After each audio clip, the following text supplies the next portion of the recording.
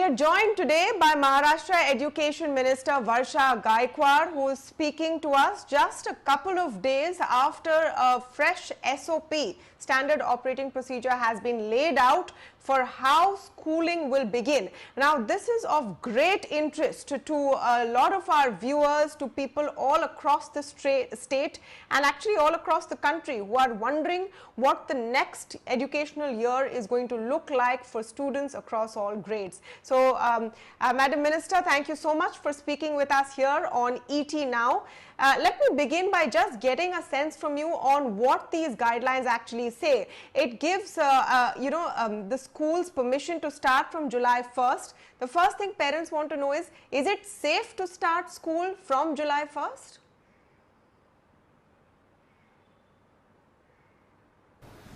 First of all I must thank you. और जो आप बात कह रही है कि जुलाई 1 हमने कोई तारीख मेंशन नहीं की, जुलाई से शुरू करने की बात की है, लेकिन उससे पहले हमने बहुत सारी चीज़ों का जो है उसके जो एसओपीज़ बनाई है उसमें बात की है। जैसे आपको पता है कि रेड जोन में और कंटेनमेंट जोन की बात हो रही है, वहाँ पे हमने ऑनलाइन एजुकेशन की बात की है। उसमें ऑनलाइन एजुकेशन में हमने दीक्षा ऐप, साथ ही साथ में जो एंड्रॉयड फ़ोन है गूगल प्लेटफॉर्म का इस्तेमाल किया है। हमने कोशिश की है कि बच्चों तक फिज़िकली बुक पहुँचे, इसलिए 95% बुक जो है वो स्कूल लेवल पे पहुँचाने का काम हमारे माध्यम से हुआ है। आज मैं आपसे बताना चाहती हूँ कि फर्स्ट टू 12th के बुक जो है वो PDF फॉर्म में बाल भारती की वेबसाइट में उपलब्ध है, और जो 9th 10th और 12th के बच्चे हैं उनके बुक जो है वो बुक स्टॉल तक पहुँचाने का काम गवर्नमेंट के माध्यम से, बाल भारती के माध्यम से पूरी तरह से हो गया है। इसके साथ ही हमने जो है वो दीक्षा ऐप के मॉड्यूल्स तैयार किए हैं। ACRT ने एकेडमिक कैलेंडर और सिलेबस और कंटेंट तैयार किया है, इसमें कुछ NGO ने भी हमें मदद की है। साथ ही साथ हम टेलीविज़न का भी इस्तेमाल कर रहे हैं। हमने इंफॉर्मेशन ब्रॉडकास्ट मिनिस्ट्री से जो है वो टेलीविज़न की मांग की है, दूरदर्शन के चैनल की मांग की है। टाटा स्काई और जियो टीवी ने हमें वॉलंटरी सामने आके उनके एजुकेशन चैनल दिए हैं, जिसके माध्यम से हम बच्चों को पढ़ाने वाले हैं। तो हमारा फोकस ऑनलाइन, ऑफलाइन और फिजिकल के मामले में हमने पूरी तरह से जो एसओपीज़ बनाई हैं उसमें हमने, अगर प्रोग्राम आप देखेंगे तो पेरेंट्स के अंदर आत्मविश्वास पैदा करना और उसके लिए जो आगे लगने वाली है पूर्व तैयारी करना, जैसे सैनिटाइजेशन है, जैसे बाकी सब चीज़ें ज़रूरी है। और उसमें भी हमने जो अगर प्रोग्राम दिया है तो ऐसा दिया है कि जहाँ ग्रीन जोन है, जहाँ पे कोरोना पहुँचा नहीं है, वहाँ पे से हम शुरू करने वाले हैं। उसे करते वक्त भी हमने ये किया है कि 9th 10th और 12th के क्लासेस पहले शुरू हो, क्योंकि ये बड़े बच्चे हैं। 10th और 12th का उनके नेक्स्ट ईयर एग्जामिनेशन जो उनके जीवन का बहुत बड़ा इंपॉर्टेंट ईयर है, तो उसके लिए उनको पहले शुरू करें। उसमें करते वक्त क्योंकि बड़े बच्चे हैं तो वो मास्क समझते हैं, मास्क और सोशल फिजिकल डिस्टेंस समझते हैं।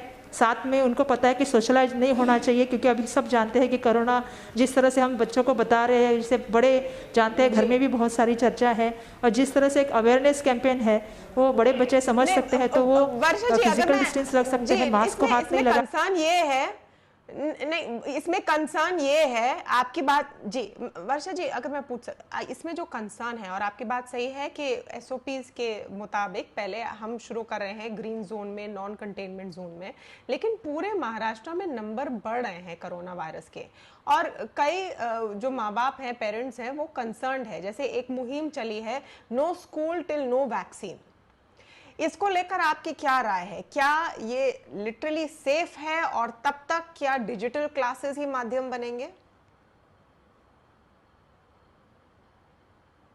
डिजिटल क्लासेस और ऑनलाइन, जैसे ऑनलाइन क्लासेस की बात करें, जैसे मैंने टेलीविज़न की बात की, टाटा स्काई की बात की, PDF फॉर्म की बात की, ये तो हमारे कंटिन्यूस शुरू ही है। और मुझे लगता है रेडियो और अगर दूरदर्शन मिला तो हम 95% बच्चों के पास पहुंच ही रहे हैं। लेकिन जिस तरह से आपने मुझे कहा कि कई जगह पे नंबर, जैसा हम भी जानते हैं कि रेड जोन है, कई जगह पे और नंबर बढ़ रहे हैं, कहीं कंटेनमेंट जोन बदलते हैं, इसीलिए हमने ये पूरी जिम्मेदारी जो दी है वो वहाँ के स्थानिक प्रशासन को दी है। जैसे कलेक्टर वहाँ के हैं, वहाँ के CEO है, वहाँ की स्कूल मैनेजमेंट कमेटी है, वहाँ की ग्राम पंचायत है, उन्होंने इस सब का निर्णय लेना है, और इस सब के निर्णय में लेने में हमारे शिक्षक उनके साथ समय में करके काम करेंगे।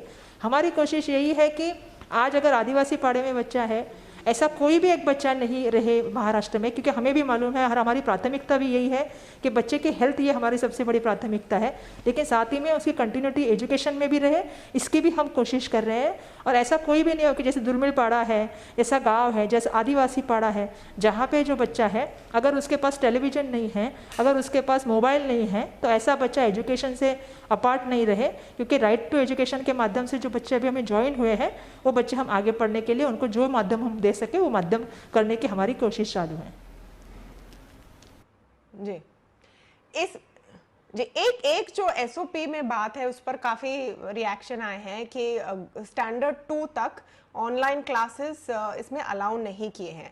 अब इसमें लॉजिक क्या है और क्यों अलग अलग स्टेट्स अलग अलग तरीके से ये कर रहे हैं? जैसे कर्नाटका में 5th स्टैंडर्ड तक है, यहाँ पर 2nd स्टैंडर्ड तक है, तो इसमें लॉजिक क्या है कि क्यों 2nd ग्रेड तक ऑनलाइन क्लासेस नहीं हो सकते हैं?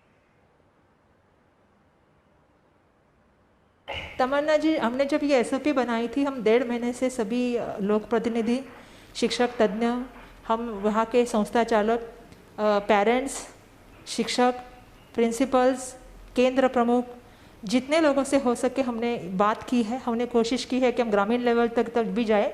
और जब हम कोई एसओपी बनाए तो उसको हम लोगों के साथ बातचीत करके उसमें क्या सुझाव लोगों के आते हैं उसको एकत्रित करके, चाहे वो अपोजिशन एमएलए हो या सिटिंग एमएलए हो या चाहे लोक प्रतिनिधि हो, इनके साथ बैठ के बनाए। जब हम मुंबई में देख रहे थे तो मुझे बहुत लोगों ने तकरार की कि छोटे छोटे बच्चों को 4-4, 5-5 घंटा बिठाया जाता है और आज उनकी उतना मतलब फिजिकली भी उनको तकलीफ है और बच्चे एक जगह पे बैठ नहीं सकते 4 घंटा। जिसकी उम्र के जो पहली का बच्चा है या छोटे छोटे बच्चे वो बैठ नहीं सकते। 22 मंथ के बच्चे को अगर आप बैठाएंगे तो वो बैठ नहीं पा सकता। तो हमने ये जब एसओपी बना रहे थे तो बहुत से लोगों ने कहा कि हमारे लिए सबसे जो बड़े बच्चे हैं, क्योंकि हमारे लिए जैसे मैंने कहा कि 10th और 12th में आने वाले अगले साल में जो बच्चे हैं वो हमारा सबसे बड़ा कंसर्न का विषय था। तो उनको 9th और 10th और 12th के बच्चों के लिए हमने 3 घंटे का कहा है। उसमें भी हमने कहा है कि उनको ब्रेक देना चाहिए, बीच बीच में कंटिन्यू नहीं होना चाहिए। 6 से हमने 8 तक कहा है 2 घंटे का होना चाहिए, 3rd से लेकर 5th तक 1 घंटे का। और जहाँ तक प्री प्राइमरी और 1st और 2nd के बच्चों की बात है, हमारा कहना है कि उनको ऑनलाइन, क्योंकि मोबाइल हाथ में उपलब्धि होना और मोबाइल लेके बैठना इतना बच्चों के लिए भी पॉसिबल नहीं, इतने छोटे बच्चों के लिए। तो उनको अगर हो सके तो हम टेलीविज़न के माध्यम से, अभी भी हमारा एक शो चलता है 10 o'clock से लेकर 10:30 तक, गली गली सिम सिम, ऐसे अलग अलग अगर हम कुछ टेलीविज़न के माध्यम से एक्टिविटी बेस्ड जॉयफुल लर्निंग अगर हमको उनको दे सके। मैंने बहुत सारे एनजीओ के मॉडल्स भी देखे हैं कि बच्चों को छोटे छोटे गेम्स के माध्यम से वो लोग समझाते हैं। अभी पेरेंट्स घर पे है, टेक्स्ट बुक हम लोग पहुंचाने का घर तक काम कर रहे हैं। बच्चों के पास अगर टेक्स्ट बुक पहुंच जाएंगे, अगर बच्चों के पास पेरेंट्स घर में रहेंगे और एक्टिविटी बेस्ड अगर कोई प्रोग्राम देखेंगे तो मुझे लगता है बच्चे उसमें से ज़्यादा सीख पाएंगे। आज परिस्थिति ऐसी है क्योंकि हम भी जानते हैं, आप भी जानते हैं कि इस साल की परिस्थिति एजुकेशन के लिए बहुत असाधारण परिस्थिति है, बहुत आह्वानात्मक परिस्थिति है। लेकिन ऐसी परिस्थिति में भी हम अपना किस तरह से बच्चों तक एजुकेशन पहुंचाए, ये हमारी अलग अलग माध्यम से कोशिश जारी है।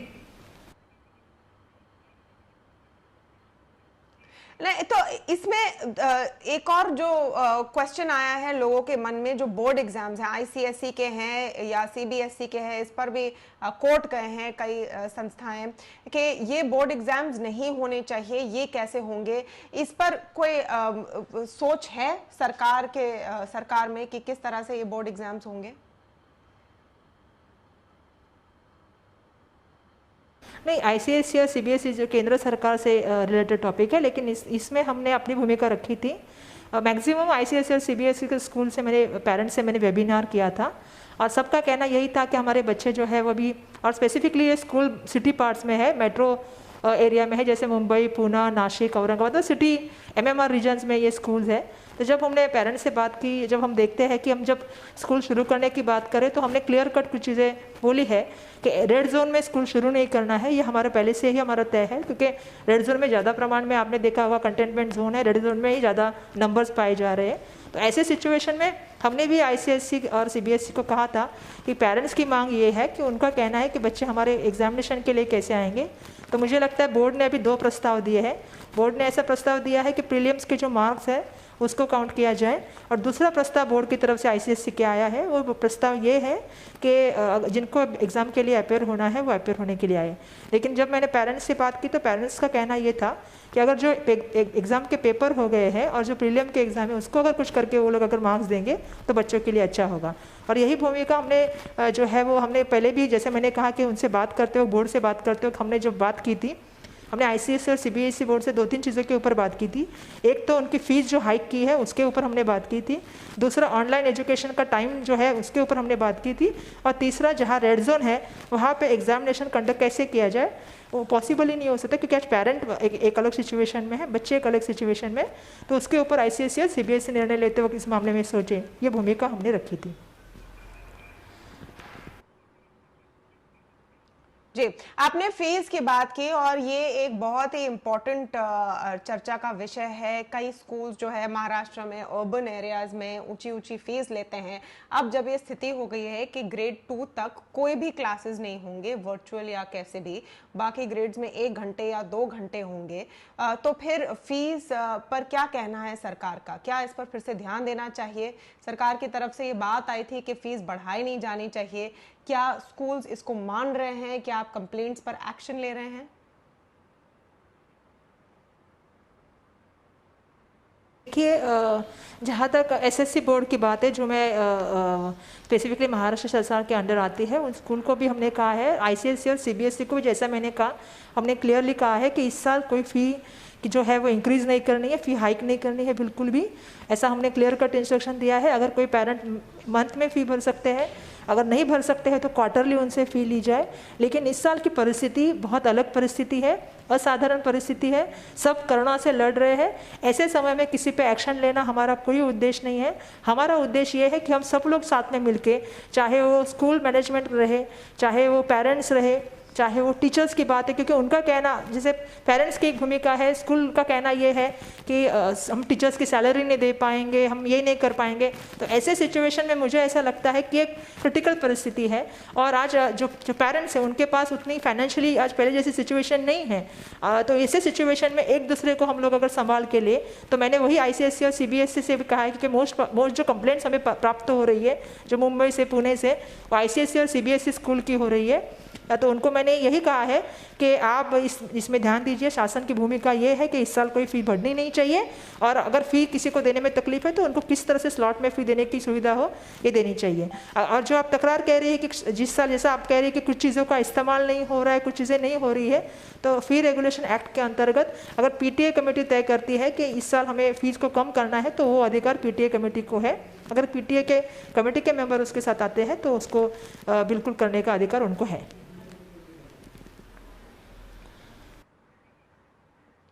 वर्षा जी, आखिरी सवाल आपसे, आपके मुताबिक कब तक स्थिति सामान्य हो सकती है? नॉर्मल कब होगी जहां पर बच्चे स्कूल में जा सकते हैं? क्या 2020 में ऐसी स्थिति नजर आ रही है जहां सेफली बच्चे स्कूल जा सकते हैं?